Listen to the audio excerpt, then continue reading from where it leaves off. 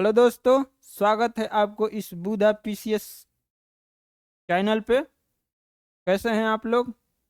आशा करते हैं कि आप लोग खुश एवं तंदुरुस्त होंगे। आगे भी ईश्वर से हमारी यही कामना रहेगी कि आप सबके ऊपर उनकी असीम कृपा बनी रहे। चलिए, आज हम सब देखेंगे एक नए टॉपिक को जो कि बायोलॉजी से जुड़ा हुआ है, जो कि है ह्यूमन डाइजेस्टिव सिस्टम। इससे पहले हम लोग शिक्षा की देवी जननी कहे जाने वाली माँ सरस्वती को नमन करेंगे। माँ सरस्वती नमः। इनके संबंध में दो लाइन है कि हे माँ सरस्वती, मैं तेरे चरणों में नित शीश झुकाता हूँ। पढ़ना लिखना आता नहीं, फिर भी कलम उठाता हूँ। कहीं ना कहीं ये लाइन हमें मोटिवेट करती है कि हमें टूटकर बिखरना नहीं चाहिए। अपनी जितनी भी उपलब्धियां हैं उनके साथ एक नए जोश के साथ अपने आप को संजोते हुए आगे बढ़ते रहना है, क्योंकि कहा भी गया है कि कोशिश करने वाले की कभी हार नहीं होती। ठीक है, चलिए आगे बढ़ते हैं। जैसे कि हमने बताया कि आज का टॉपिक है मानव पाचन तंत्र, ह्यूमन डाइजेस्टिव सिस्टम। तो पाचन से आप सब काफी लोग परिचित ही होंगे कि जैसे कि जो भी हम लोग भोजन लेते हैं और जिसका मुख्य उद्देश्य ही होता है कि उन किए गए भोजन आहार से हमें पौष्टिकता को अंततः जो परिणाम होता है प्राप्त करना होता है डाइजेशन के थ्रू। तो इसके अंदर जो होने वाली अलग अलग प्रक्रियाएं हैं, जो घटनाएं हैं, उनको देखेंगे हम लोग। और इसके अंतर्गत आने वाले जो अलग अलग पार्ट्स हैं जो जुड़ करके एक सिस्टम, एक तंत्र बनाने का काम करते हैं। जिस तरह से एक कंप्यूटर सिस्टम में अलग अलग उपकरण मिल करके एक कंप्यूटर सिस्टम का निर्माण करते हैं, माउस, कीबोर्ड, सीपीयू और मॉनिटर आदि उपकरण जो है मिल करके एक सिस्टम बनाते हैं, उसी तरह डाइजेस्टिव सिस्टम भी है, जो अलग अलग अंगों से मिलकर अपनी अपनी अलग अलग फंक्शंस के द्वारा इस मुख्य जो परिणाम है डाइजेशन का, वो पूरा करने में अहम भूमिका निभाते हैं। जिनसे अक्सर हम लोग आने वाले जो प्रतियोगी परीक्षाएं हैं उनसे प्रश्न पूछ लिए जाते हैं। तो उनको ध्यान में रख करके हम लोग आगे बढ़ेंगे, समझेंगे, समझने का प्रयास करेंगे। आप सब भी इसमें शामिल हो जाए। तो देखिए, जैसा कि डाइजेस्टिव सिस्टम का वहीं अभी हमने बताया, तो ये होता क्या है कि जो लोग हम भोजन के रूप में जो चीज़ें लेते हैं, ब्रेड, रोटी, चावल, दाल, जो भी चीज़ें, फल आदि लेते हैं, तो अंततः हमें क्या प्राप्त होता है?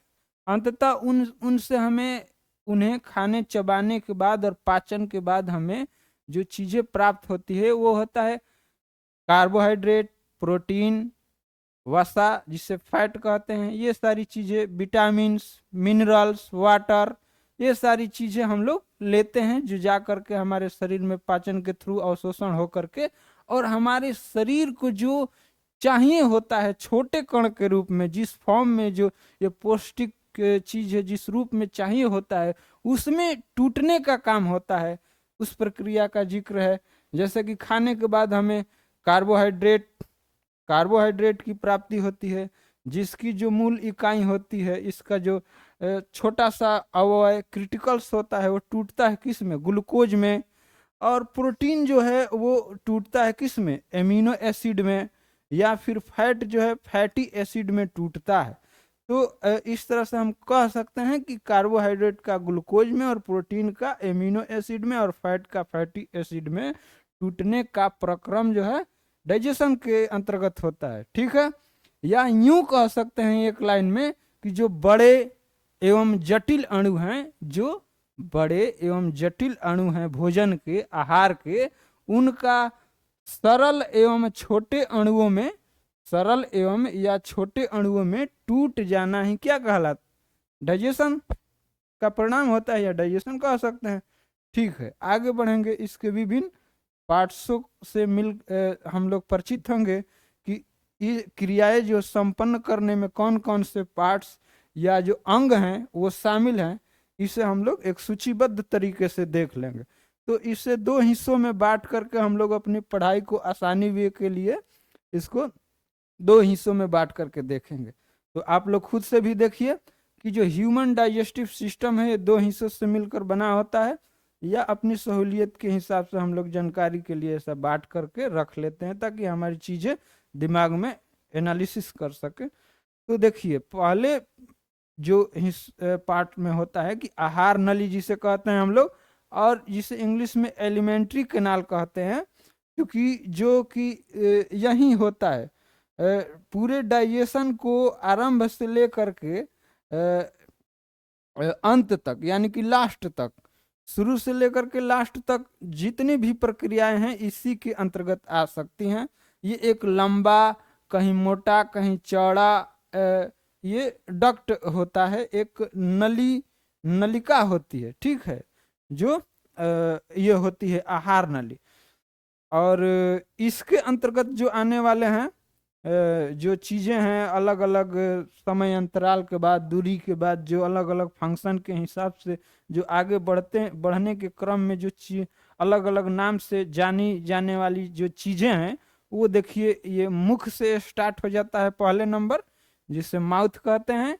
इसके बाद ग्रसनी, जिसे फेरिंग्स कहते हैं। आगे हम इन लोगों का ठीक से एनालिसिस करेंगे, यहाँ पर सिर्फ परिचित होंगे हम लोग। तो ग्रसनी हो गया। इसके आगे वाले जो पर्सन होता है वो होता है जैसे कि भोजन नली, जिसे घेघा भी कह सकते हैं, इसे इंग्लिश में ईसोफेगस कहते हैं। इसके बाद यहाँ आप देखिएगा कि अमाशय है, जिसे स्टमक कहते हैं। इसके आगे वाले हिस्से को छोटी आंत, और इसके जो लास्टली भाग होता है वो होता है बड़ी आंत, जिसे लार्ज इंटेस्टाइन कहते हैं। तो ये अलग अलग फंक्शन से हिसाब से इनका अलग अलग नामकरण है, जिनमें दूरी का अंतराल भी होता है। इसके बाद दूसरे हिस्से में देखेंगे तो ये देखिए सहायक अंग और ग्रंथियां होते हैं, और इन सहायक अंग और ग्रंथियां जिसे एसेसरी ऑर्गन्स एंड ग्लैंड्स कह सकते हैं इंग्लिश में, इसके अंतर्गत आने वाले जो पार्ट्स हैं वो है पहले नंबर पे क्या है, दांत है, टीथ। इसके बाद जीभ है, टंग, लार ग्रंथि है, सेलेवरी ग्लैंड। इसके बाद यकृत है, ये लिवर, अग्नाशय, और जिसे पेनक्रियाज कहते हैं। इसके बाद पित्ताशय, जिसे गाल ब्लेडर कहते हैं। तो ये एक सूची बना लिए हम लोग जानकारी के लिए, आप लोग इसे चाहे तो नोट कर सकते हैं, याद कर सकते हैं। आगे बढ़ते हैं। देखिए इसके बाद हम लोग देखेंगे कि जो डाइजेशन का लास्टली प्रोसेस जो होता है अंत तक, इससे होने के क्रम में कौन कौन से जो चरण हैं उनसे गुजर करके अलग अलग चरणों से ये संपन्न होता है।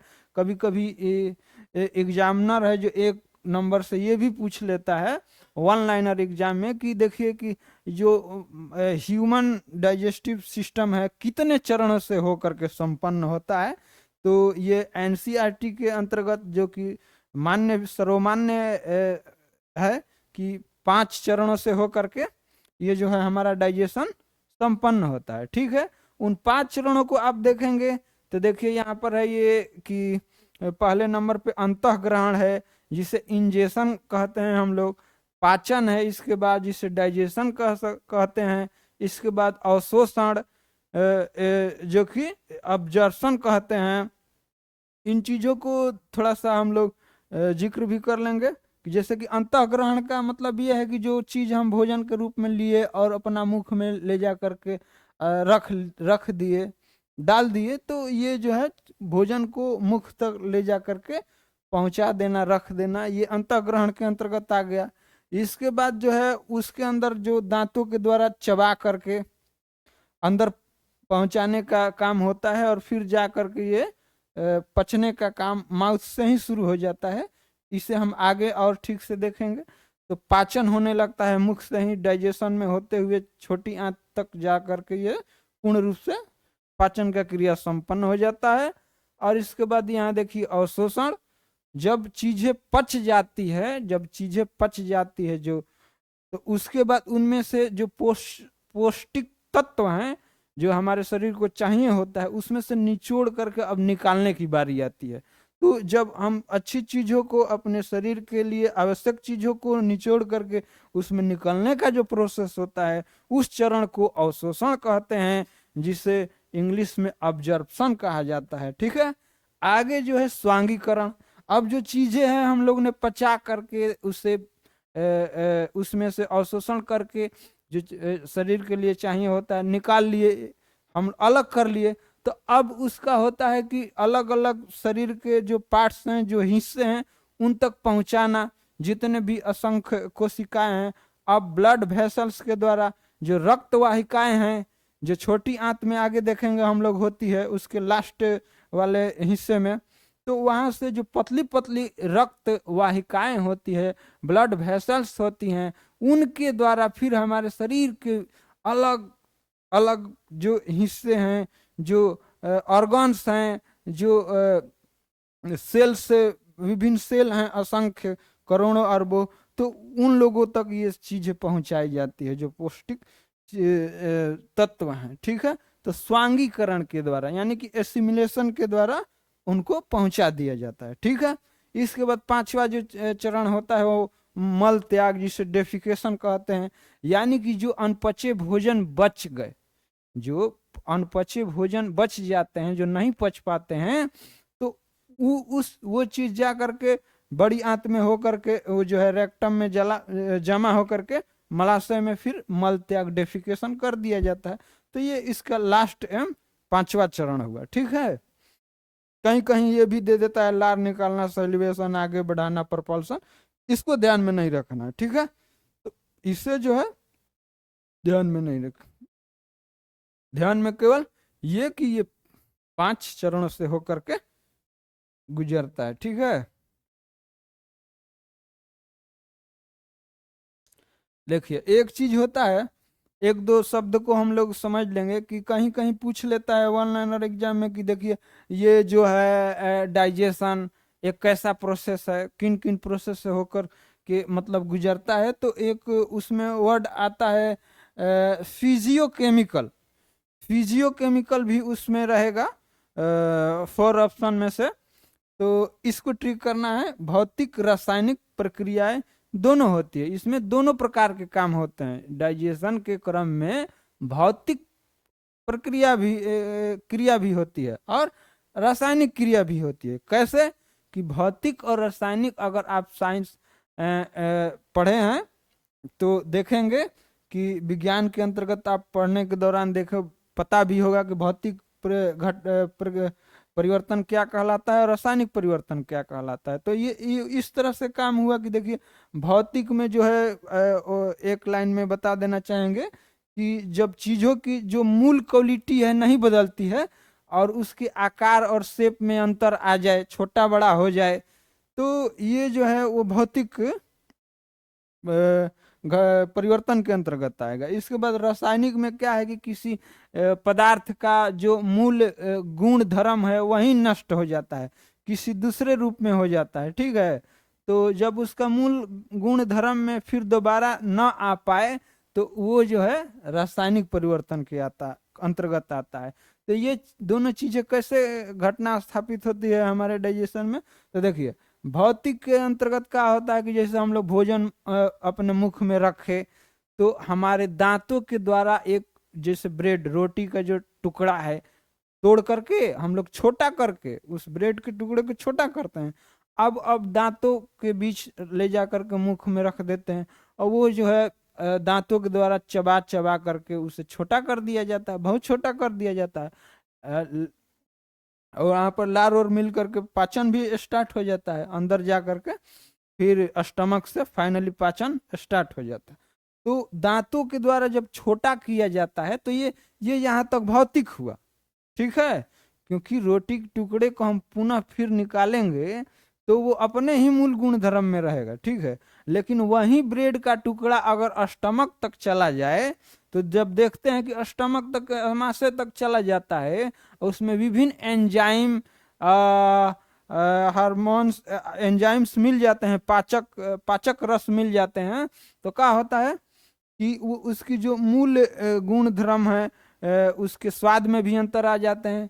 जैसे कि आप लोग इसका अनुभव भी कोई कोई किए होंगे कि जैसे हम लोग यात्रा करने के दौरान या अनपचे भोजन को जैसे उल्टी आती है तो उगल देते हैं, तो उसमें जो चीजें बाहर भोजन आता है तो देखिएगा उसका स्वाद थोड़ा जलनशील होता है, क्योंकि उसमें HCl हाइड्रोक्लोरिक एसिड जो है मिल जाता है, और वो थोड़ा सा क्या कड़वाहट और जलन जैसा महसूस कराने लगता है।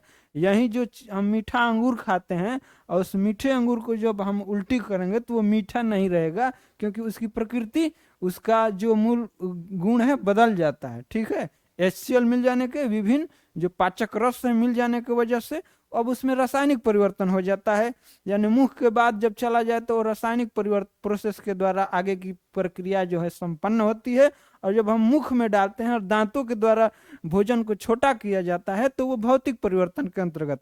तो इन दोनों परिवर्तनों के, इन दोनों प्रक्रियाओं से मिल करके हमारा क्या होता है, डाइजेशन संपन्न होता है। इन दोनों को मिलाकर कहा जाता है भौतिक रासायनिक प्रक्रिया, जिसे इंग्लिश में कहते हैं हम लोग फिजियोकेमिकल। ठीक है, आगे बढ़ेंगे। ओके, तो आप लोगों ने ये देखा। अच्छा, एक चीज और, दो वर्ड हैं आप लोग एक होता है जैसे कि एंजाइम। एंजाइम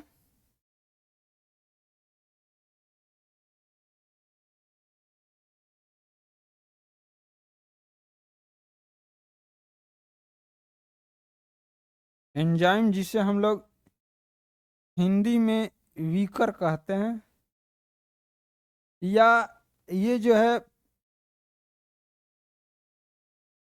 इसे ग्रंथि रस भी कह सकते हैं। एक जो होता है हार्मोन,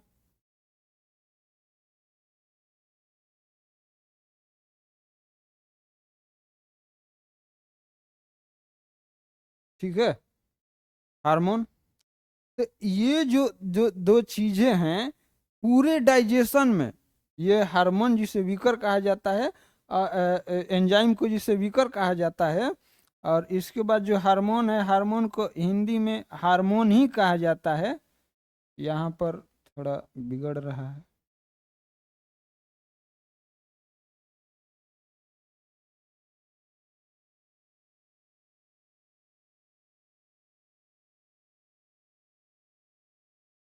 ठीक है, इन दोनों को ग्रंथि रस भी कह सकते हैं। इन दोनों को ग्रंथि रस भी कह सकते हैं, क्योंकि ये ग्रंथियों द्वारा निकलते हैं, हमारी ग्लैंड्स के द्वारा निकलते हैं। किसके द्वारा? ग्लैंड्स के द्वारा। लेकिन इसमें अंतर होता है, एंजाइम जो होता है वो बाह्य ग्रंथियों के द्वारा निकलता है, एक्सोक्राइन ग्लैंड्स के द्वारा निकलता है। और जो हार्मोन है अंतःस्रावी ग्रंथियों के द्वारा स्रावित होता है। इसमें एक ये बेसिक अंतर हो गया कि एंजाइम जो है बाह्य बाह्य ग्रंथियों के द्वारा स्रावित होता है, और हार्मोन जो है अंतःस्रावी ग्रंथियों के द्वारा, जैसे पिट्यूटरी ग्लैंड, ये हो गया। ये हो गया जो ये निकल गया आपका जठर ग्रंथि हो गया स्टमक में, या पेनक्रियाज, जो पेनक्रियाज अग्नाशय के द्वारा निकलता है एंजाइम। तो इन दोनों का उतना हम लोग डीप में नहीं जाएंगे, सिर्फ इन लोगों का रोल देख लेंगे, आगे हम लोग इनका चर्चा करेंगे। तो एंजाइम और हार्मोन के द्वारा जो डाइजेशन संपन्न ही नहीं हो सकता है, सिर्फ एक डक्ट की तरह रह जाएगी आहार नलिका, और भोजन मुंह में डाले और फिर बाहर निकल गए, जैसे पाइप में पानी डाले कि कोई एक जगह से दूसरी जगह पानी पहुंच गया, बीच में कोई प्रोसेस ही नहीं हुआ। तो इस प्रोसेस इन पाचन में जो मुख्य भूमिका होती है, इन्हीं दो जो इनको एंजाइम को पाचक तंत्र, ये क्या है, पाचक रस इसे कह सकते हैं। ये पाचक रस ये पचाने का काम करती है। जब एंजाइम, विभिन्न प्रकार के एंजाइम जो निकलते हैं, ऐसे तो इनका अनेक काम होता है, लेकिन ये यहाँ पर क्या रोल करते हैं, भोजन को पचाने का काम करते हैं एंजाइम। ठीक है, जो स्टमक से भी निकलते हैं, पेनक्रियाज से भी निकलते हैं, यहाँ फिर देखिए हार्मोन। हार्मोन यहाँ इसका क्या रोल होता है कि जो विभिन्न जो अलग अलग ये ग्रंथियां हैं या जो चीजें हो रही हैं उनमें तेजी लाने का काम करता है। जो हमारे डाइजेशन में अलग अलग प्रोसेस हो रहे हैं, जैसे आगे इसका जिक्र करेंगे कि ये यकृत से निकलने वाला जो गाल बाइल जूस होता है, पित्त रस होता है, पेन क्रिया से पेनक्रियाटिक अग्नाशयी रस निकलने का काम, तेजी लाने का काम हार्मोन करेगा। और ये जो एंजाइम है पचाने का काम करेगा। तो ये दो शब्द हमेशा ध्यान में रखना है, एंजाइम को पाचक रस कह सकते हैं, हार्मोन जो है ये इसको एक मैसेंजर कह सकते हैं, संदेशवाहक, एक रासायनिक संदेशवाहक है। ठीक है, ये रक्त के द्वारा, इसके संचालन के किसके द्वारा होता है? रक्त के द्वारा। ये सीधे रक्त में मिल जाता है और अपने विशेष स्थान पे जहाँ जाना होता है वहां जा करके ये फंक्शन को क्या करता है? तेजी लाने में काम करता है। ठीक है, ये मैसेंजर है, जाकर पहुंचे, जल्दी जल्दी आप काम कीजिए। ठीक है, ऐसा इंफॉर्मेशन मान के चलिए याद करने के लिए सोच सकते हैं, कह सकते हैं। और एंजाइम जो हो गया पाचक रस हो गया। और हाँ, एंजाइम जो होते हैं किसके बने होते हैं? प्रोटीन के बने होते हैं। ये भी कभी कभी पूछ लेता है, एंजाइम प्रोटीन के बने होते हैं। तो चलिए ठीक है, आगे बढ़ते हैं। यहाँ पर हम अब बारी बारी से सभी अंगों एवं पार्ट्सों को देखेंगे। दांत, दांत जो है तिथ, तिथ का अभी हमने देखा कि भोजन को छोटा करने में काम आता है। इसकी जो चर्चा है एक अलग वीडियो में कर दी गई है ताकि वीडियो जो है लंबा ना हो। तो यहाँ पर आप देखिएगा कि दांत का अलग वीडियो बन गया है। तो फिर भी इसका क्या रोल होता है भोजन को छोटा करने में? जो हम लोग भोजन लेते हैं, और थोड़ा देख लीजिए कि इसका निर्माण जो है कठोर ऊतकों से हुआ होता है। और दांत का जो ऊपरी लेयर होता है जिसे हम इनामिल कहते हैं, ठीक है, इनामिल, वो हमारे शरीर का सबसे क्या है? कठोरतम, कठोर कठोर पदार्थ होता है। ठीक है, ये कैल्शियम एपेटाइट से बना होता है। इसके ठीक ये नीचे वाला जो दूसरा लेयर होता है, हिस्सा, जो कि 2/3 होता है दांत का, ये डेंटाइन। ठीक है, ये उसके नीचे वाला आंतरिक भाग होता है। ठीक, ये जो है कैल्शियम फास्फेट का बना होता है। ठीक है, और दांत के अध्ययन को हम ओडोंटोलॉजी कहते हैं। ये 2-3 पॉइंट आप लोग यहाँ से देख लीजिएगा। जीभ, टंग, टंग का फिर उसके बाद रोल देखेंगे कि टंग जो है, जीभ, ये क्या करते हैं? जो भोजन के रूप में चीजें हम लोग लेते हैं, तो इसके द्वारा हम उसका टेस्ट का, स्वाद का अनुभव कर पाते हैं। तो यहाँ से एग्जाम में क्वेश्चन क्या बनता है? इसके अलग अलग एरिया या क्रमवार हिस्से को बीच में किसी से पूछ लेता है कि इस हिस्से में या पहले या पीछे या बीच में कौन से स्वाद का अनुभव करते हैं। तो यहाँ हम ऑलरेडी लिख दिए हैं समय को बचाने के लिए कि देखिए ये आगे वाला जो हिस्सा होता है यहाँ पे,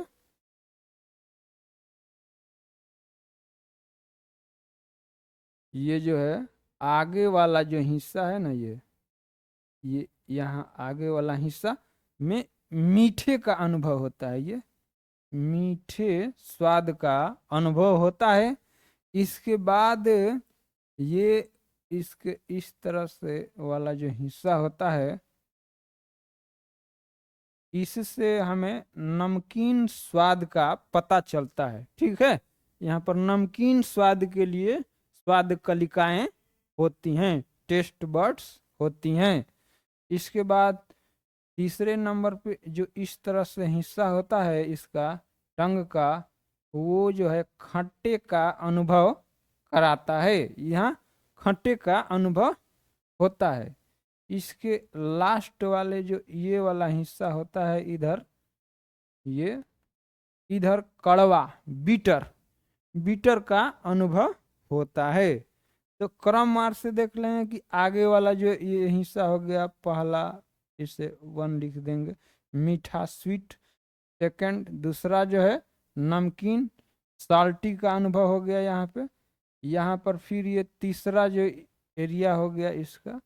खट्टा सोर या टार्ट कहते हैं इसे। इसके बाद चौथे नंबर पे जो है कड़वा या बीटर कहते हैं। इस तरह से स्वाद होते हैं। फिर आप देखिएगा कि ये वाला जो एक छोटी उंगली की तरह लटका हुआ जो ये भाग होता है, ये क्या होता है, इनमें विषाक्त जीवाणुओं को, मतलब खाने में जो हानिकारक कीटाणु होते हैं उन्हें उनको मारने में ये काम करता है। या भोजन हम जल्दी जल्दी में, कोई स्वादिष्ट भोजन मिल जाए और जल्दी से खाना हो, जैसे कहीं चल जाते हैं और भोजन मिल जाता है ऐसे फ्री में, तो लोग जल्दी जल्दी खाने का अनुभव करते हैं, ठीक है, शादी वादी में, या विशेष प्रकार के समोसा या कुछ जिलेबी रसगुल्ला आदि मिल जाए तो फिर देखिएगा यहाँ पर, तो ये भोजन को एक जो व्यक्ति है खाने की चाह रखता है और डालता जा रहा है डालता जा रहा है, तो उसको एक ब्रेकर के रूप में भी काम करता है। उसको थोड़ा सा तेजी में अवरोधता लाता है, अवरुद्ध लाता है, रुकावट लाता है, ठीक है, रुकावट लाने का काम करता है। और विषाक्त विषैले कीटाणुओं को मारने में भी एक विशेष प्रकार के इसमें से लिक्विड जो है लाइसोजाइम टाइप का स्रावित होता रहता है और वो विषाक्त जीवाणुओं को मारने का काम करता है यहाँ पे, ठीक है। और भोजन को तेजी से जाने में भी अवरोधक का काम करता है। तो दो काम इसका। इसे हम लोग क्या कहते हैं, इसका जो है, इसे जो है यूबुला कहा जाता है, यूबुला, इंग्लिश में यूबुला कहा जाता है। और इसके बाद हिंदी में इसे कहा जाता है काकलक, काकलक कहा जाता है। तो ये आप ध्यान में रखिएगा। इसके बाद हमारे ये जबड़े के दोनों साइड, इधर और इधर, दोनों साइड लेफ्ट एंड राइट, दो बादाम के आकार के, बादाम के आकार के जो भाग होता है जिसे हम लोग कहते हैं टॉन्सिल, और हिंदी में इसे कहा जाता है गलगुटिका, गलगुटिका कहा जाता है। जहां आप देखेंगे कि ये रहा, ये रहा गलगुटिका, यहाँ पर दिखाया भी गया है। तो इसमें अगर सूजन आ जाता है, अगर ये फूल जाए, तो इसके फूल जाने से क्या, ये टॉन्सिल हो जाता है और उससे टॉन्सिल बढ़ जाना कहते हैं।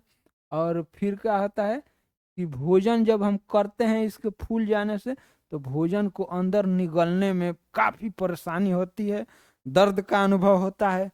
तो फिर डॉक्टर के पास जाइएगा तो थोड़ा हम तो अभी तक देखे हैं कि जो स्याही कलर का लिक्विड होता है लगा देता है डॉक्टर और फिर ठीक हो जाता है वो। तो इस तरह से ये होता क्यों है कि जब हम लोग ठंडी चीज़ें खा लें, ठंडी के दिन में आइसक्रीम खा लें या ठंडा कोई फल खा लें, सब्जियां खा लें, तो जब ठंडी चीज़ें खा लेते हैं तब जा कर के ये इसमें सूजन आ जाती है। तो ठंडी चीज़ों में, ठंडी चीज़ों को हम लोग नहीं खाएं, नहीं तो परेशानी झेलना पड़ेगा। आगे आगे अब देखेंगे, अब आता है हमारे माउथ के हिस्से में भी लार ग्रंथि, जिसे सलेवरी ग्लैंड कहते हैं। सलेवरी ग्लैंड का भी पाचन में बहुत अहम योगदान होता है, महत्व होता है। तो इसकी भूमिका में देखेंगे कि सलेवरी ग्लैंड जो है 4 टाइप की जो लार ग्रंथियाँ जो होती हैं, इसकी संख्या कभी कभी पूछ देता है। तो जो लार ग्रंथियाँ होती हैं ये 3 जोड़ी में होती हैं, और संख्या में आप लोग को ध्यान रखना है कि 6 होता है जो लार ग्रंथि होती है, संख्या में 6 और जोड़ी में 3, मतलब कि 3 इस राइट साइड और 3 इस लेफ्ट साइड जबड़े में होती है। अब इनका नाम भी देख लेंगे आप लोग, नोट्स भी नोट कर लेंगे कि जो अलग अलग होती हैं। ये देखिए, ये जो है पहले वाली जोड़ी का नाम है कर्णपूर्व, कर्णपूर्व ग्रंथि, जिसे पैरोटिड ग्लैंड कहा जाता है, ठीक है। पैरोटिड ग्लैंड जो होता है ये हमारे नाम से भी परिचित है कि कान से पहले, इसीलिए कर्णपूर्व कहा जाता है, कान से पहले, यहाँ इधर इस साइड में होती है, ठीक है। इसमें डक्ट होते हैं, यहाँ चित्र में भी आप लोग देखेंगे, यहाँ हो गया ये ईयर, कान, और इसके बाद उससे पहले ये है कर्णपूर्व, तो ये डक्ट है, ये ग्रंथि है, ब्लू कलर में दिखलाई दे रहा होगा। तो ये हो गया, ये कान से पहले होता है। और ये वाला जो होता है ना सर्प के अंदर, सांप के अंदर, हम लोगों में तो ये लार निकालने का काम करता है, लार निकालने का काम करता है, लेकिन सांप के अंदर क्या होता है, सांप के अंदर इसमें विष रहने का काम करता है, विष रखने का काम करता है वो। ये कभी कभी क्या होता है कि इसमें सूजन आ जाता है, कर्ण पूर्व में क्या होता है, सूजन आ जाता है। तो सूजन आ जाने से उसे हम क्या कहते हैं, गलसुआ। उस समस्या को या रोग को क्या नाम दिए हैं, गलसुआ। गलसुआ हो गया, यहाँ फूल जाता है, गलसुआ नामक रोग में गाल हमारा जो है फूल जाता है। तो यहाँ लिखा भी है इसके सूजन से गलसुआ, जिसे इंग्लिश में मम्प्स कहते हैं। और ये जो है मम्प्स नामक वायरस के द्वारा ही होता है। कभी कभी ये भी पूछ लेता है कि देखिए गलसुआ किस विषाणु के द्वारा होता है, तो मम्प्स नामक विषाणु के द्वारा गलसुआ या मम्प्स होता है। कैसे होता है, तो पैरोटीड नामक जो ग्लैंड है उसके सूजन से ये समस्या आती है। ठीक है, अब देखिए कि जो इसके टाइप होते हैं, इससे निकलने वाले जो लार हैं, ये अलग अलग जो हैं, लार में पाए जाने वाले अलग अलग क्या हैं, एंजाइम हैं। लार में पाए जाने वाले अलग अलग जो तरल पदार्थ हैं एंजाइम, उनको देखेंगे जिनसे बना होता है। तो एक हो गया जो लाइसोजाइम, लाइसोजाइम भी लार के अंतर्गत इसकी मात्रा होती है। तो लाइसोजाइम जो है क्या करता है, ये जीवाणु नाशक होता है। जो हम भोजन लिए उसमें जो विषाक्त, विषैले, हानिकारक जीवाणु हैं, बैक्टीरिया हैं, उनको मारने का काम क्या करता है, लाइसोजाइम। इसके बाद टाइलिन और डाइस्टेज, टाइलिन और डाइस्टेज ये क्या करते हैं, स्टार्च का मंड का पाचन करते हैं।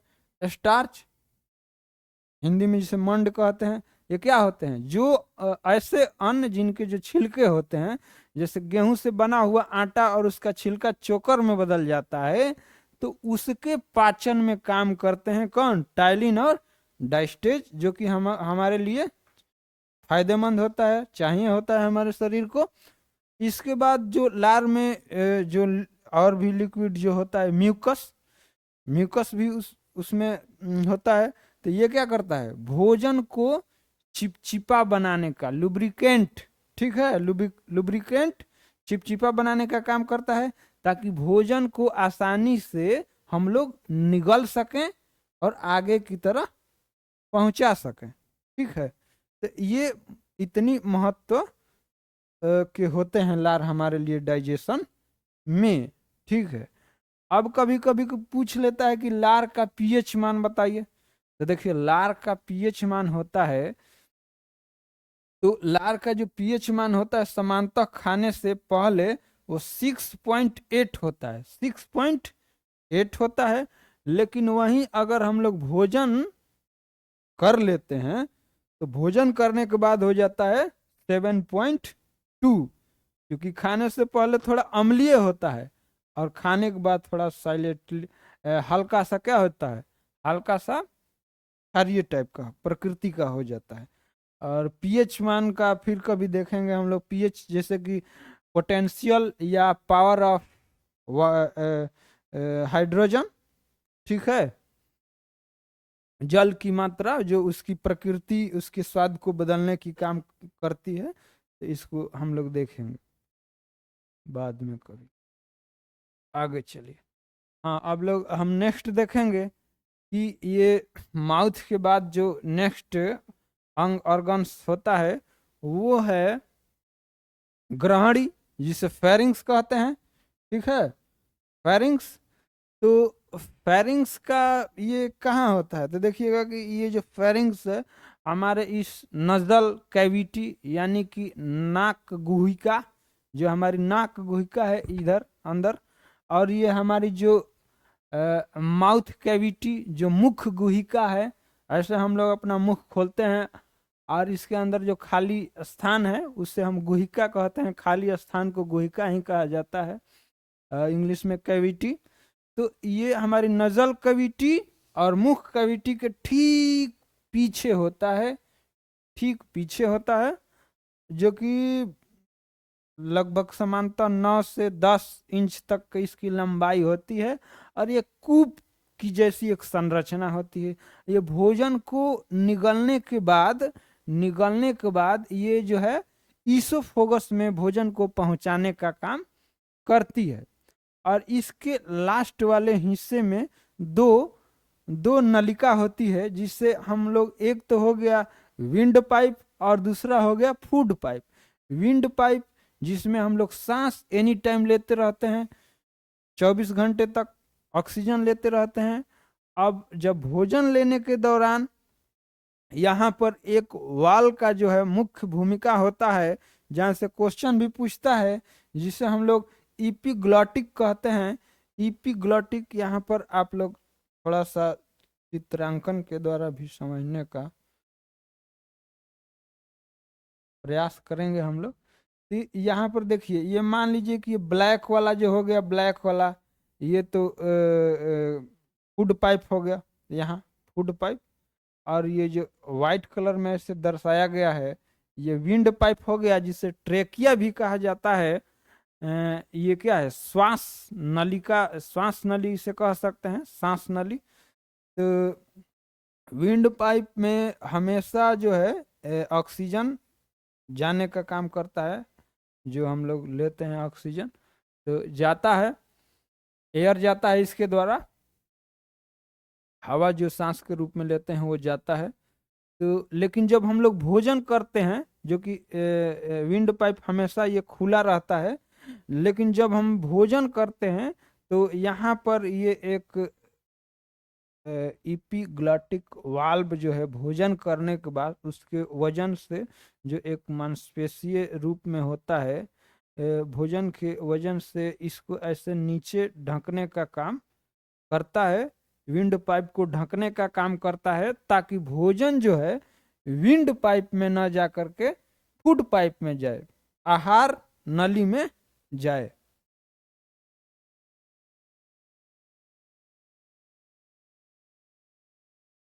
आहार नली में जाए। तो ये यहाँ पर इसका मुख्य रोल है, भोजन को विंड पाइप से जाने से रोके और उसे फूड पाइप में जाने के लिए अग्रसर करें, आगे बढ़ाएं। तो इपीग्लॉटिस का यहाँ ये रोल होता है, जो कि बहुत मुख्य रोल होता है, आप लोग ये ध्यान में रखिएगा, ठीक है। ये इसका कंट्रोलिंग थोड़ा हम लोगों के तंत्रिका के द्वारा, माइंड की जो तंत्रिका तंत्र है उसके द्वारा भी होता है, जो कि हार्मोन्स के द्वारा, एक विशेष प्रकार के हार्मोन्स के द्वारा ये संपन्न होता है। ऐसे हम लोग कभी कह देते हैं कि हमारा ही ध्यान भटका है और भोजन अचानक हमारे फूड पाइप में ना जा कर के विंड पाइप में, ट्रेकिया में, श्वास नली में जाता है।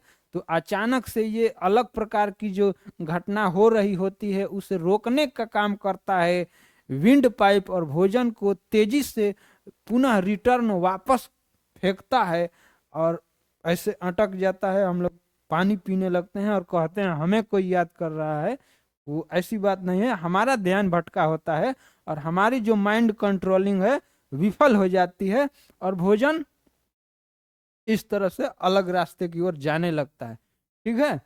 तो इसका एक वैज्ञानिक कारण है, न कि किसी को याद करना और ये वो, ठीक है। चलिए आगे बढ़ते हैं। तो इसका आकार एक कूप की तरह होता है और भोजन को आगे बढ़ाता है। फिर आएंगे हम लोग देखेंगे ईसोफेगस, ठीक है। ईसोफेगस जो है, इसे भोजन नाल कहते हैं। ये एक नाल की तरह होता है, चूंकि ये थोड़ा सा हल्का कठोर टाइप का भी होता है। ये भोजन जो है, इसकी जो लंबाई होती है 25 सेंटीमीटर होती है। कभी कभी पूछ लेता है कि ईसोफेगस भोजन नाल की लंबाई, तो 25 सेंटीमीटर होती है। अब ये भोजन जो है, भोजन को क्या करता है, हमने मुख में डाला भोजन, अब स्टमक तक पहुंचाना है, क्योंकि वही एक सिस्टम है जहां जाकर के डाइजेशन होना होता है ठीक तरीके से। तो यहाँ तक पहुंचाने का काम करता है एक डक्ट होता है, एक नली होता है, और कुछ नहीं होता है, पहुंचाने का काम करता है, लेकिन एक विशेष तरीके से पहुंचाता है, न कि एक ऐसा पाइप जिसमें पानी डाले और हर से दूसरी किनारे तक फेंक दिया। ये एक मांसपेशीय प्रक्रम के विशेष सिस्टम से बना होता है, संयोजन होता है, जो भोजन को क्या करता है, क्रमानुकुचन पेरिस्टालिस विधि के द्वारा, प्रोसेस के द्वारा ले जाता है भोजन को। तब जब भोजन को ले जाता है तो उसे क्रमानुकुचन पेरिस्टालिस कहते हैं। और कभी कभी अचानक भोजन यहाँ पर डाइजेशन, भोजन अगर बेकार टाइप का हो, अनपचा भोजन हो, जो पचने योग्य ना हो, विषाक्त भोजन हो, या भोजन की क्वालिटी बहुत गिर गई है, सड़ा हुआ हो, जिसमें रुचि ना हो, हम लोग खाए, तो कभी कभी वापस उसे रिटर्न क्या करता है, हमारा स्टमक बाहर पुनः लौटा देता है। तो उस स्थिति में जो भोजन यहाँ से फिर बाहर आता है तो उसे व्युत्क्रमानुकुचन एंटी पेरिस्टालिस कहते हैं। ठीक है, ये दोनों पॉइंट आप लोग ध्यान रखिएगा। लेकिन इसकी जो विशेष प्रक्रिया क्या होती है कि भोजन को ये क्रमानुकुचन विधि, मतलब जस्ट लाइक समझ सकते हैं कि इस तरीके से जैसे एक सर्प जो है एक चूहे को क्या करता है, या मेढक को जब निगलता है और उसको अपने शरीर को पिचकाता है, फुलाता है, पिचकाता है, तो ऐसे पिचका करके फुला करके क्रम बाय क्रम अपनी डाइजेशन के पास वो ले जाता है। ठीक है, तो उसी तरीके से ये होता है। सर्प को, एक सांप को मेढक के निगलने की जो घटना है उसे देख करके इससे भली भांति समझ सकते हैं। ऐसे भोजन को क्या करेगा, पहले ये फुलाएगा, फिर पिचकेगा, फिर फुलाएगा, फिर पिचकेगा, फिर फूलेगा, फिर पिचकेगा।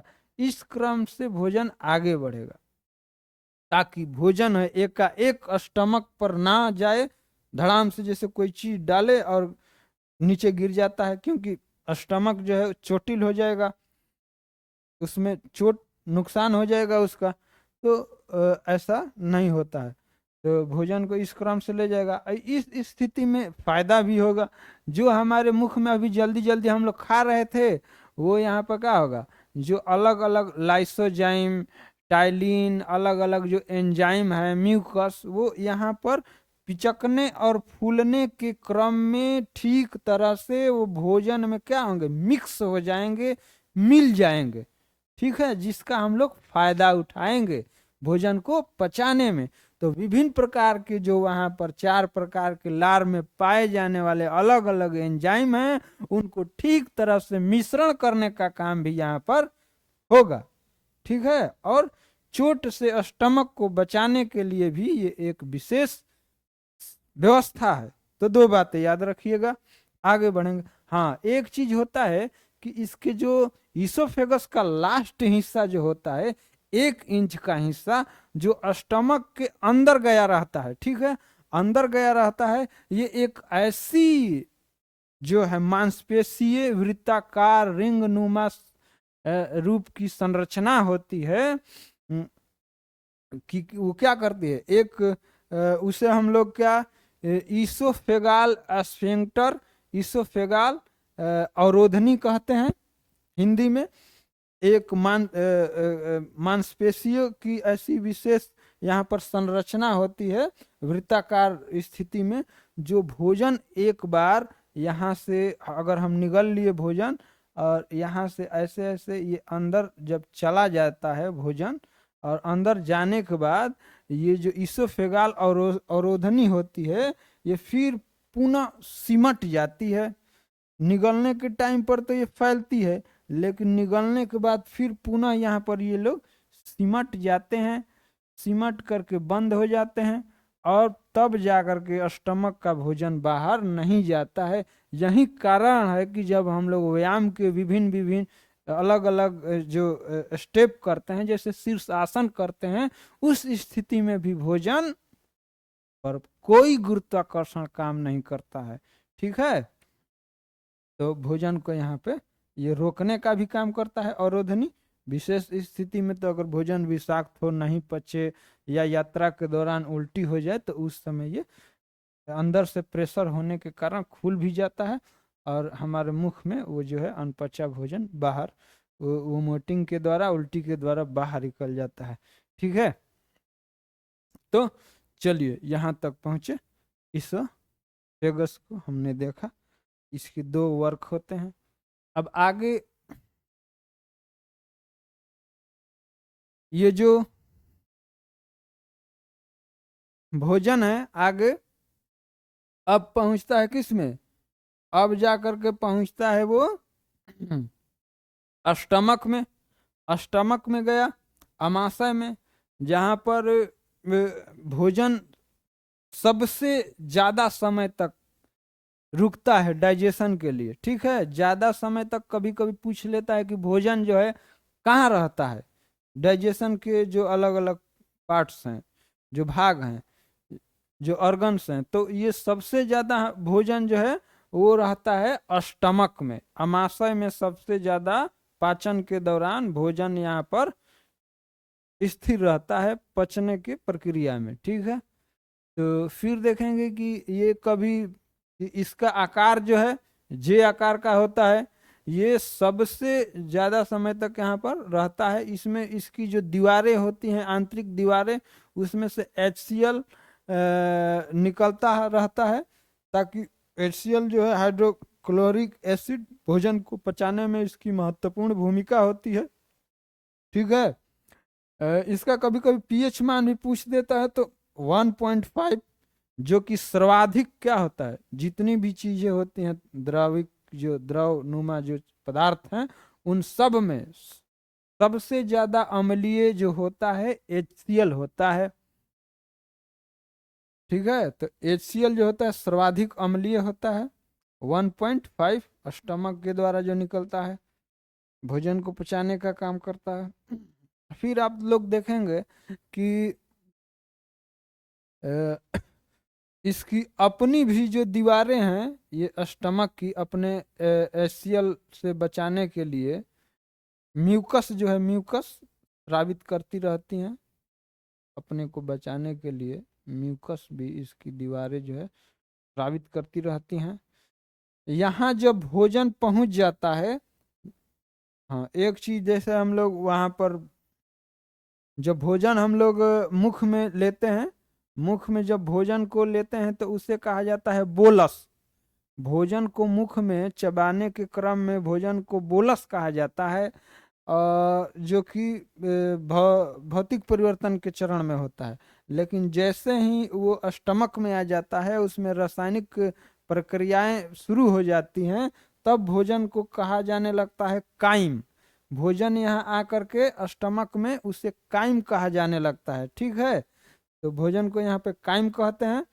और यहाँ जो इसकी जो स्टमक की दीवारें होती हैं, ये स्टमक की जो दीवारें होती हैं, इनसे एक जस्ट लाइक कांटे नुमा संरचना नुकीला आकार में निकली होती है, पतली पतली।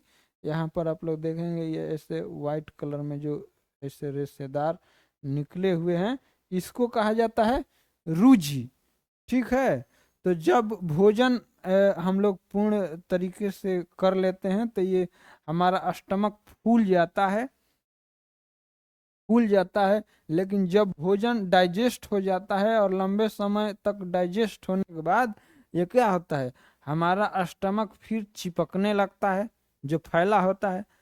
तो ये जब चिपकने लगेगा, भोजन खाली हो जाएगा, जाहिर सी बात है कि अब जब खाली हो गया तो ये पतला होने सिमटने लगेगा। और सिमटने के दौरान पर ये जो रूजी है एक दूसरे के दीवारों से टच होगी। जब टच होगी तो उसमें गड़ने की स्थिति होगी, चुभन होगा। तो उस स्थिति में तब हमें भूख का एहसास होता है।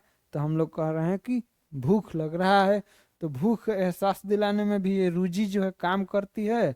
और जो हम लोग भोजन किए उसे आगे जाने से रोकती है, कि उसे कुछ समय तक रोके रखने में भी काम करती है, कि वो जल्दी से स्मॉल इंटेस्टाइन की तरफ न जाए, वो ठीक से यहाँ पर उसका डाइजेशन पूरा हो, इसके बाद जाए। ठीक है, तो दो काम है रुचि का, भूख का एहसास और भोजन के जो टुकड़े हैं उनको रोके रखने का काम भी करती है, तो रुचि हो गया। अच्छा, इसके बाद जो है स्टमक, इसको थ्री पार्ट, तीन भाग में बांटा गया है।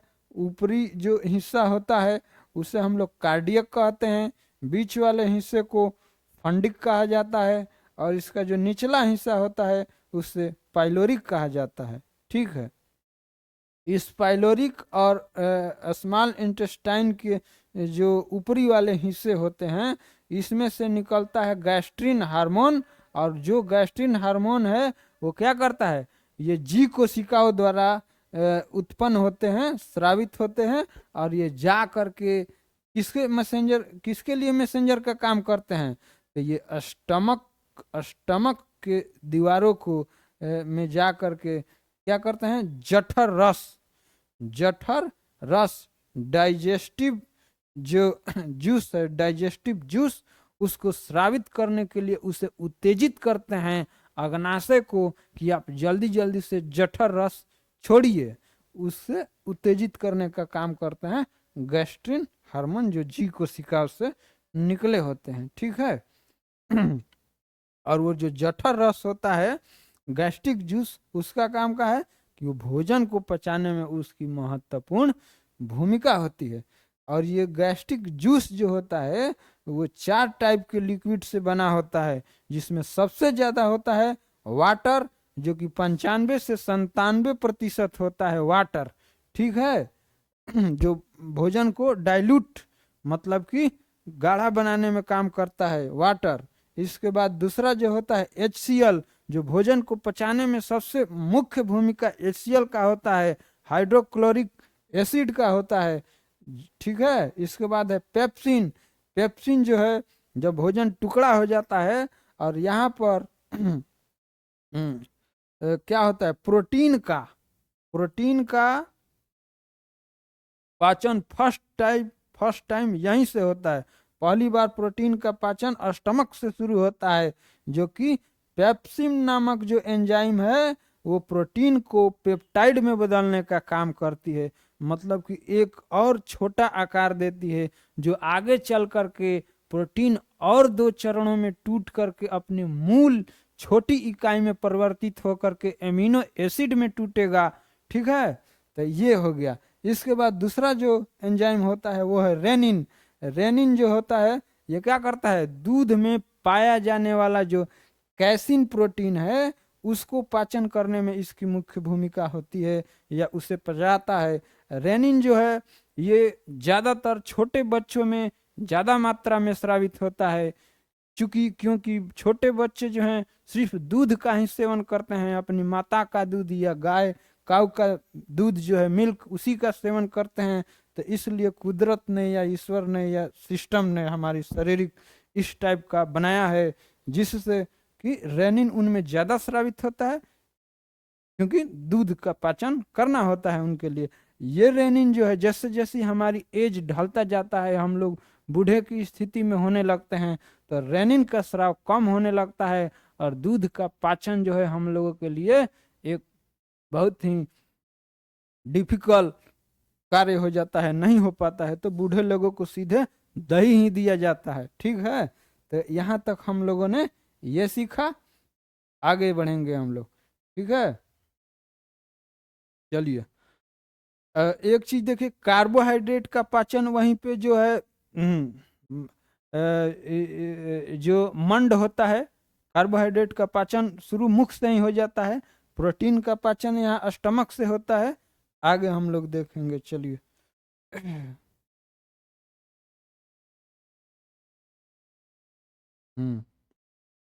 अलग अलग डाइजेशन के जो और पार्ट्स हैं, जैसे कि ये यकृत। यकृत जो है, यकृत का काम क्या होता है, ये हमारी वसा फैट को पचाने के लिए क्या करता है, फैट को पचाने के लिए पित्ताशय में स्रावित करके पित्त रस को जमा करता है। ठीक है, लेकिन इस पित्त रस को और तेजी से भोजन करने के बाद स्रावित करने के लिए जो जो लोग हम शुरू में ही चर्चा किए थे हार्मोन का, तो वो विशेष प्रकार का हार्मोन कौन है, तो वो है जो इसे स्रावित करने के लिए विशेष प्रकार का हार्मोन है, उत्तेजित करता है कि आप जल्दी जल्दी से भोजन कर लिए हैं, ये आप जल्दी जल्दी से वसा को पचाने के लिए पित्त रस छोड़िए। इस काम को संचालन करने के लिए कौन उत्तेजित करता है, तो ये इंफॉर्मेशन देता है जा करके मैसेंजर का काम करता है कोलोसिस्टोकाइनिन हार्मोन। कोलोसिस्टोकाइनिन हार्मोन ये कहाँ से स्रावित होता है, तो ये स्रावित होता है इस छोटी आंत के स्मॉल इंटेस्टाइन के ऊपरी फर्स्ट वाले हिस्से, जिसे डुडेनम कहते हैं। डुडेनम वाले हिस्से में, ग्रहणी वाले हिस्से से क्या होता है, ये स्रावित होता है ये विशेष प्रकार का हार्मोन कोलोसिस्टोकाइनिन हार्मोन, जो एक मैसेंजर के रूप में जाकर संदेश देता है कि भोजन हो चुका है, आप जल्दी जल्दी से क्या कीजिए, पित्त रस को स्रावित कीजिए। उसे उत्तेजित करता है।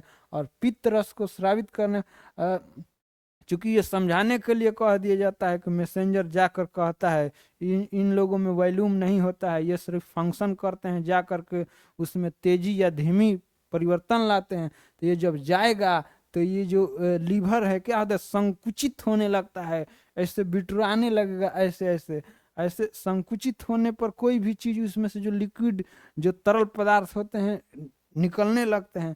तो ये संकुचित होगा, जब जब संकुचित होगा तो इसमें से पित्त रस जो है स्रावित होकर के पित्ताशय में जमा होगा।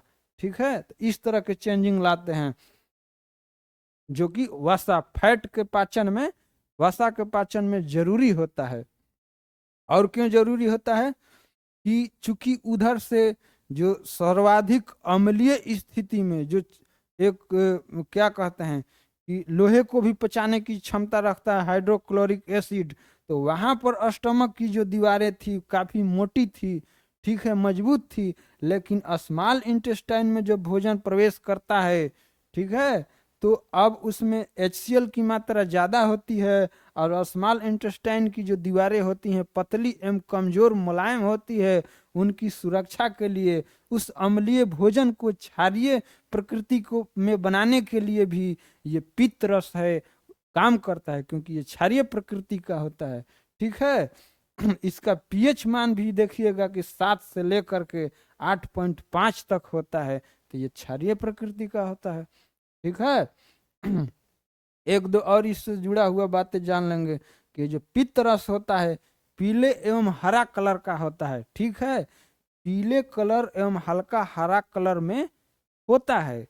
तो जो ये पीला कलर होने का जो कारण है वो है यकृत के द्वारा, लीवर के द्वारा ही निकला हुआ बिलिरुबिन नामक जो पदार्थ है, वो चीजों को क्या करता है, पीला करता है। यहाँ तक कि हमारे पेशाब को भी पीला करने में बिलिरुबिन की भूमिका होती है। इसके बाद हरा रंग, हरा रंग का कारण क्या है, हरा रंग प्रदान करने में यकृत लीवर के द्वारा ही निकला हुआ बाइलिरुबिन नामक जो पदार्थ है वो हरा रंग प्रदान करता है। तो यहाँ से भी एक एक नंबर का क्वेश्चन पूछ लेता है। ठीक है, ठीक है, भोजन को यहाँ पर क्षारीय बनाने का काम करता है, वसा का पाचन करता है। अच्छा, जब भोजन का ये जो है भोजन वसा का पाचन करता है, ये बाइल जूस, पित्त रस, तो ये प्रक्रिया जो है भोजन को पचाने का जो काम करता है, ये प्रक्रिया को इम्लिफिकेशन कहते हैं। तो कभी कभी पूछ देता है कि जो पित्त रस है वसा को पाचन करता है, इस प्रक्रिया को क्या कहते हैं, तो इम्लिफिकेशन कहते हैं। ठीक है, pH मान आप लोगों ने देख लिया। इसमें कैल्शियम ऑक्सलेट की मात्रा अगर बढ़ जाती है, पित्त रस में कैल्शियम ऑक्सलेट की मात्रा अगर बढ़ जाए तो गुर्दे की पथरी कहते हैं, किडनी का स्टोन होने लगता है। ऐसे मटर के साइज में, इससे भी बड़े साइज में हो सकते हैं, इतना बड़े साइज में हो जाता है कि कभी कभी छोटे छोटे या बड़े आलू के साइज में हो जाते हैं। जो ब्लड नलिकाएं होती हैं, जो रक्त नलिकाएं होती हैं, उनके रक्त के संचरण में आने जाने में रुकावट पैदा होने लगता है, दर्द महसूस होता है, तो काफी एक पेनफुल समस्या पैदा करती है पथरी वाली जो है। तो कैल्शियम ऑक्सलेट की जो मात्रा है दूध में पाई जाती है। और इसके बाद इसके लिए डॉक्टर सलाह भी देते हैं कि आप जो बीज वाले, जैसे कि टमाटर हो गया बैंगन हो गया, इस टाइप के सब्जियां जो है नहीं खाना चाहिए, क्योंकि ये क्या करते हैं, जा करके जमा हो जाते हैं। ब्लड जो नलिकाएं होती हैं जमा होकर के वो नलिकाओं के आवागमन में अवरुद्धता पैदा करती हैं, और स्टमक जैसे ये जो है पथरी व स्टोन वाली समस्या उत्पन्न करती है। ठीक है, आगे हम लोग देखेंगे।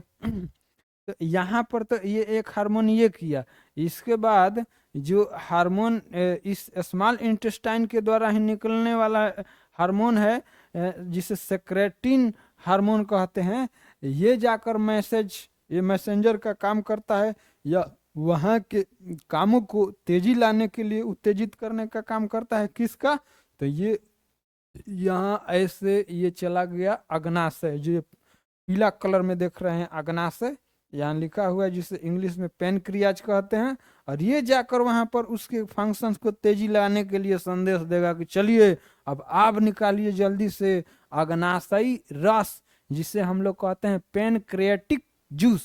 पेनक्रियाटिक जूस को स्रावित करने के लिए उत्तेजित करने का काम कौन करता है, तो सेक्रेटिन हार्मोन। ठीक है, तो सेक्रेटिन हार्मोन यहाँ इसका रोल किया। तो ये दोनों हार्मोन कहाँ से निकलते हैं, तो स्मॉल इंटेस्टाइन के फर्स्ट पार्ट्स या ऊपरी हिस्से के डुडेनम वाले हिस्से से। ठीक है, और यहाँ पर ये जाकर के यकृत से वो पित्त रस का वसा का पाचन करवा करके वसा फैट को फैटी एसिड में बदलने का काम करवा दिया, और यहाँ से निकला सेक्रेटिन हार्मोन, और जा करके पेनक्रियाज के पास पेनक्रियाटिक जूस निकालने का फोर्स किया, उत्तेजित किया उसे, और वहां से निकला अग्नाशयी रस। अग्नाशयी रस जो होता है वो 3 अलग अलग कई प्रकार के जो पाचक रस होते हैं उनसे मिल करके बना होता है। तो देखिए पेनक्रियाटिक जूस जो है वो यहाँ पर मुख्य 3 पाचक रसों का हम लोग एंजाइम से मिलकर जो बना होता है उसकी चर्चा करेंगे। तो देखिए ये जो अग्नाशयी रस होता है उसमें पाया जाता है एक लाइपेज, दूसरा होता है एमाइलेज, तीसरा होता है ट्रिप्सिन, और इनका जो अलग अलग पचाने का फंक्शन होता है कि लाइपेज जो है ये वसा, ठीक है, जिसे लिपिड या फैट कहते हैं हम लोग इंग्लिश में, तो ये फैट या लिपिड्स का पाचन करने का काम कौन करता है, लाइपेज। ल से लाइपेज, ल से लिपिड्स या वसा जिसे फैट भी कहते हैं उसका पाचन करता है। तो यहाँ से इसके पाचन जो है फैट जो है फैटी एसिड में बदल करके इसकी क्रिया संपन्न हो जाती है, जो हमारे शरीर के लिए छोटा पोषक तत्व कण के रूप में अब मिलना आरंभ हो जाता है। फिर होता है एमाइलेज। एमाइलेज जो है ये किसका पाचन करता है, मंड स्टार्च का पाचन करता है। यहाँ पर अब फाइनली पाचन हो जाएगा और ये बदल जाएगा ग्लूकोज में, और जो हमारे एनर्जी के लिए हमें एनर्जेटिक बनाने के लिए काफ़ी ज़रूरी होता है। और इन सब चीज़ों के मिलने से ही हम लोग रोज की जो प्रतिदिन की प्रक्रियाएं हैं, दौड़ना, चलना, खाना पीना, रोना गाना, जितनी भी ऊर्जा की भरी कार्य हो, इनके द्वारा ही, इनसे मिलने से ही ऊर्जा बनता है, और उस ऊर्जा के द्वारा हम अपने कार्यों को संपन्न करते हैं।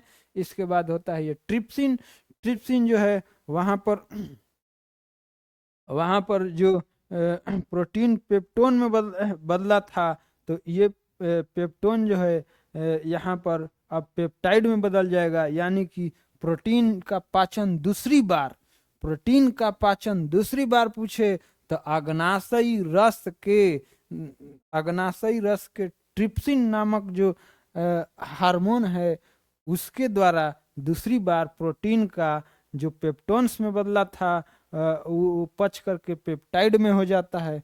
ठीक है, जो कि आगे चल करके एक बार फिर इसका लास्ट और अंतिम पाचन होता है, जो कई चरण में प्रोटीन का, या सबसे ज्यादा चरण में प्रोटीन का, या ज्यादा समय के बाद प्रोटीन का पाचन होता है, या 3 स्थान पर प्रोटीन का पाचन होता है।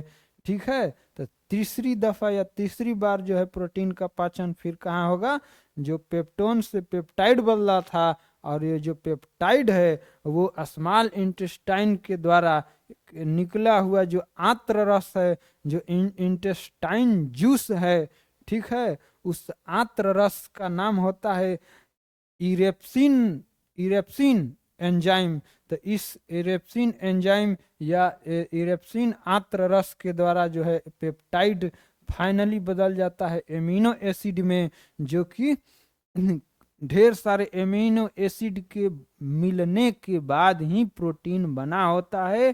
तो अब वो आकर के अपने मूल कण में यहाँ टूट जाता है, जो हमारे शरीर को क्या करता है, फायदा पहुंचाने की, पौष्टिक और एनर्जेटिक बनाने में काम करता है। ठीक है, तो आगे हम लोग बढ़ेंगे। ये रहा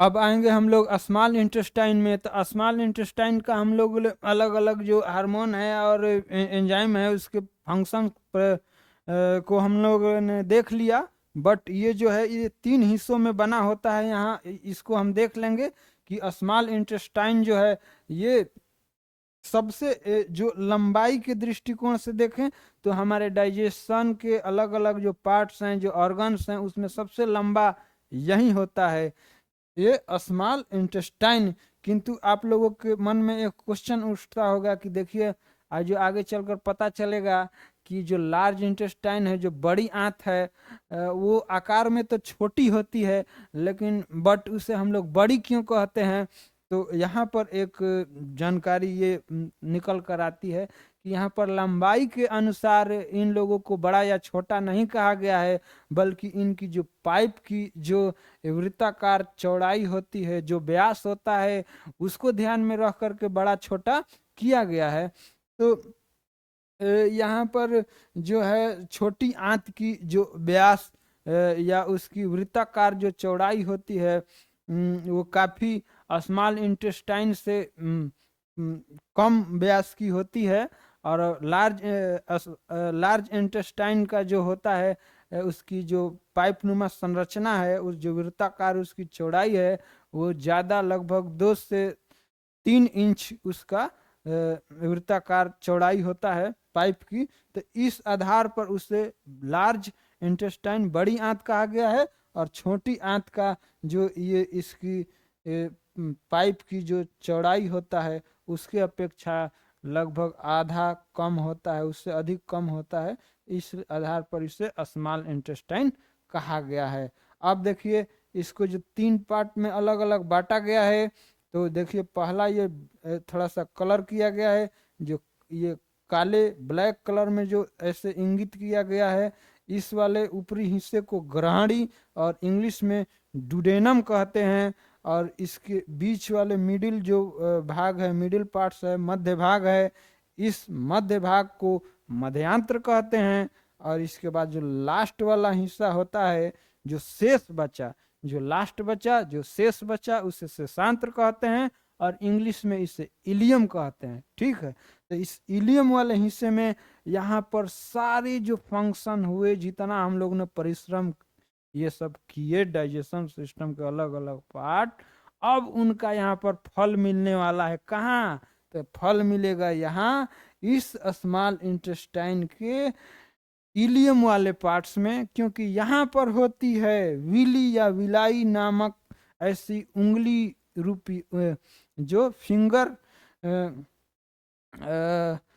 जस्ट लाइक फिंगर जैसी संरचना होती है। यहाँ पर फिंगर रूप में जो पतली पतली यहाँ पर संरचना होती है, जिसकी जो सरफेस एरिया होती है, जो इसकी सतह होती है, उंगली रूपी जो संरचना होती है इसके अंदर, इस विली या विलाई वाले भाग में, तो इसमें जो उंगली जैसी संरचना होती है, इसमें जो सरफेस एरिया होता है इसका, इसके सतह में होते हैं असंख्य ब्लड वेसल्स, रक्त वाहिकाएं, पतली पतली रक्त वाहिकाएं, जो क्या करती हैं, जो भोजन यहाँ से आ रहा होता है, उस भोजन जो पच करके फाइनली यहाँ भोजन हो जाता है। कहाँ पे? तो फाइनली पच जाता है इस स्मॉल इंटेस्टाइन के ग्रहणी वाले भाग में, भोजन आकर के फाइनली पच जाता है। और यहाँ पर फैल करके सबसे स्मॉल इंटेस्टाइन में जो लंबा वाला भाग होता है वो होता है मध्यांत्र यानी कि जुजेनम। यहाँ से भोजन फैलते हुए तब आता है और भोजन आकर के यहाँ पर फिर इकट्ठा होता है। इस विली या विलाई नामक जो उंगली नुमा उंगली रूपी संरचना होती है, इसमें भोजन आकर के फंसता है। फंसने के बाद फिर उसमें से जो पौष्टिक तत्व हैं वो क्या करता है, इसे अवशोषण करने का काम करता है। तो ये अवशोषण करने का काम, पौष्टिक तत्वों को अलग इकट्ठा या निकालने का काम इलियम के विली या विलाई नामक उंगली जैसी जो संरचना है उनके द्वारा होता है। और वो फिर अवशोषण करके इसमें जो रक्त वाहिकाएं होती हैं, इन रक्त वाहिकाएं उन पोषक तत्वों को क्या करती है, यानी पोषक तत्व मतलब क्या, कार्बोहाइड्रेट का टूट करके ग्लूकोज में जो रूप बना था, जो फैट का टूट करके फैटी एसिड में बना था, ठीक है, जो प्रोटीन टूट करके लास्टली अंततः एमिनो एसिड में बना था, वो अब छोटे कण पौष्टिक तत्वों को निचोड़ कर करके और इस जो ब्लड वेसल्स के माध्यम से हमारे शरीर के विभिन्न अलग अलग जो पार्ट्स हैं, ठीक है, जो असंख्य करोड़ों कोशिकाएं हैं, उनको पहुंचाने का काम करती हैं, जिससे वो क्या करें, हमारे शरीर के विभिन्न फंक्शंस को संचालित करने में योगदान करें। तो यहाँ फाइनली हमारा ये संपन्न होता है डाइजेशन। लेकिन अब यहाँ से भी जो चीजें नहीं पच पाती हैं, जो भोजन हमारे आहार के अनपचे जो अवशेष होते हैं, वो अवशेष फिर चले जाते हैं वाटर के साथ, वो चले जाते हैं यहाँ पे लार्ज इंटेस्टाइन में। ये आप चित्र देख सकते हैं, लार्ज इंटेस्टाइन का इस तरह से कुछ फिगर होता है, आप लोग देख सकते हैं। तो यहाँ पर आता है अनपचा भोजन, तो इसमें पाचन नहीं होता है, लार्ज इंटेस्टाइन में पाचन नहीं होता है। इसमें क्या होता है, तो इसकी जो मुख्य भूमिका होती है वो होता है यहाँ पर जल का अवशोषण, वाटर का अब्जॉर्प्शन, ठीक है। तो यहाँ पर जल का अवशोषण होता है, जल को अवशोषित किया जाता है। हाँ, तो यहाँ पर जल को अवशोषित करने में जो किसकी भूमिका होती है, तो यहाँ पर होता है एक ई कोलाई नामक बैक्टीरिया, जो जल के अवशोषण में मदद करता है, ठीक है, जल के अवशोषण में मदद करता है, जो लार्ज इंटेस्टाइन के साथ एक अन्योनाश्रय संबंध या सहजीवी संबंध जैसा होता है, वो उसके लिए भोजन की स्थिति प्रदान करता है, या भोजन प्रदान करने का काम कर देता है जो अवांछित पदार्थ जाते हैं, और वो ई कोलाई बैक्टीरिया जो है इसके बदले जल का अवशोषण करने का काम करते हैं, ठीक है। यहाँ पर लिख दिया गया है कि जल का अवशोषण, और ये इसमें योगदान देते हैं आपके ई कोलाई बैक्टीरिया यानी कि जीवाणु।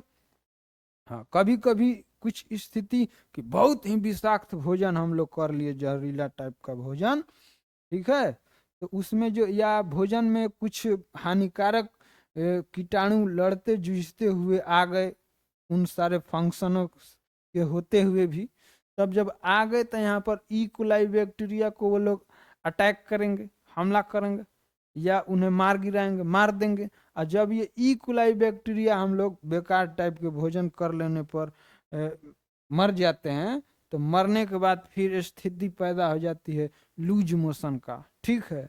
और तब हमारा क्या होता है कि हमारा जो टॉयलेट है, पखाना है, वो थोड़ा सा लिक्विड नुमा जो हो जाता है, लूज मोशन होने लगता है, क्योंकि जल का अवशोषण तो हो नहीं रहा है, ठीक है। जल का अवशोषण करने वाला ई कोलाई बैक्टीरिया तो समाप्त हो गया, मर गया, डेड हो गया है। तो हम लोग बार बार टॉयलेट में जाने लगते हैं, परेशान हो जाते हैं, फिर हम डॉक्टर से पास मिलते हैं, और डॉक्टर के पास मिलने के बाद फिर हमें एक उसके लिए मेडिसिन देंगे, तो उसको सेवन करके फिर ये ई कोलाई का जन्म होने लगता है, और पुनः फिर वो साइकिल चलने लगता है, वो जल का अवशोषण करने लगते हैं, तब हमें बार बार टॉयलेट जाने की आवश्यकता अब नहीं पड़ती है। तो तो इसीलिए विषाक्त टाइप का या बेकार टाइप का भी भोजन हमें नहीं करना चाहिए। ठीक है, ज़्यादा भी भोजन नहीं करना चाहिए। अच्छा, अब देखिए ये जो लार्ज इंटेस्टाइन है ये अलग अलग एंगल शेप में होता है, तो ये हमें याद करना नहीं है, बट हम लोग जानकारी के लिए लिख दिए हैं कि जो अलग अलग शेप होता है इसके अलग अलग नाम दिया गया है। ठीक है, टेक्निकल भाषा में इसे क्लोन भी कहते हैं लार्ज इंटेस्टाइन को। तो जो इस तरह से यहाँ पर अटैच होकर के ये स्मॉल इंटेस्टाइन यहाँ से इसमें क्या होती है, जुड़ जाती है, और जहाँ से जुड़ती है और ये लार्ज इंटेस्टाइन यहाँ से आरंभ होता है, ये तो ये जुड़ी और ये आरंभ हुआ, तो ये अब ऊपर की तरह जाएगी, बढ़ते हुए क्रम में जाएगी लार्ज इंटेस्टाइन, बड़ी आंत। तो अब ये बढ़ते हुए क्रम में जाएगी ऊपर की तरफ, तो इसे कहा गया है आरोही वृहद्रांत्र। आरोही वृहद्रांत इंग्लिश में कहा गया है असेंडिंग क्लोन, क्योंकि टेक्निकल भाषा में हम लोग जो है लार्ज इंटेस्टाइन को क्लोन भी कहते हैं। तो आरोही वृहदांत या असेंडिंग क्लोन कहते हैं, जो ऊपर की तरफ बढ़ने वाली एंगल के जो होता है बढ़िया वाला हिस्सा।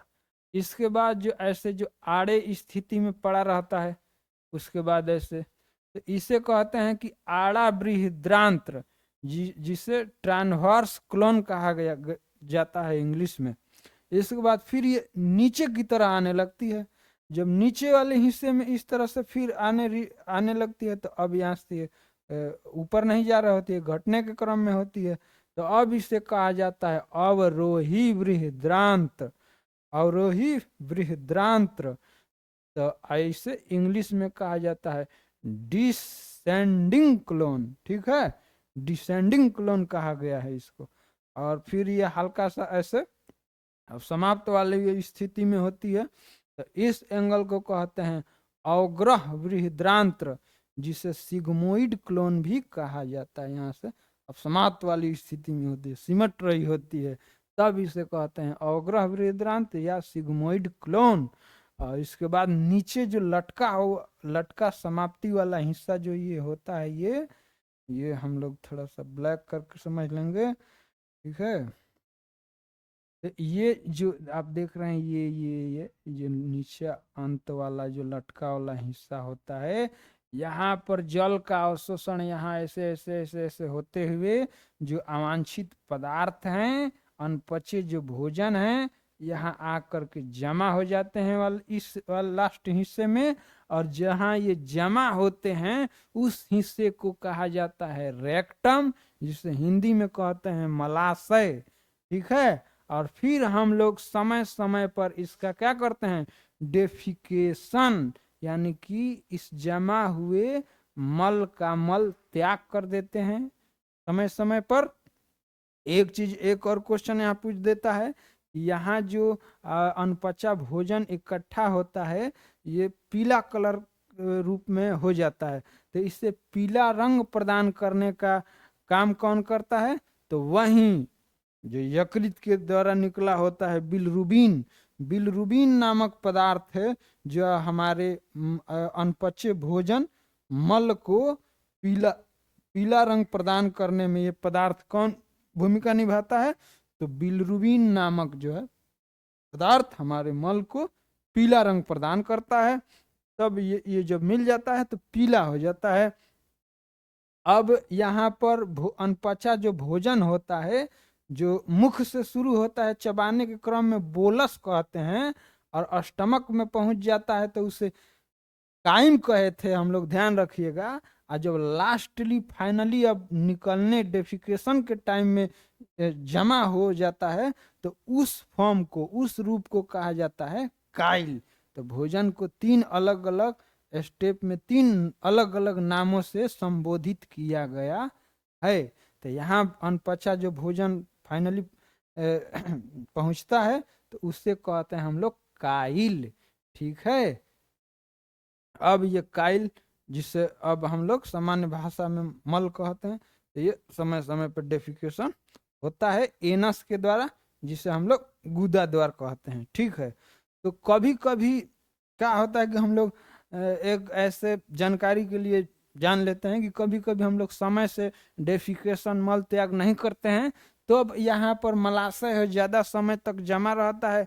अब कोई भी बेकार, अब तो बेकार ही है ना, अनपचा भोजन सड़ गल करके पच करके यहाँ आया है।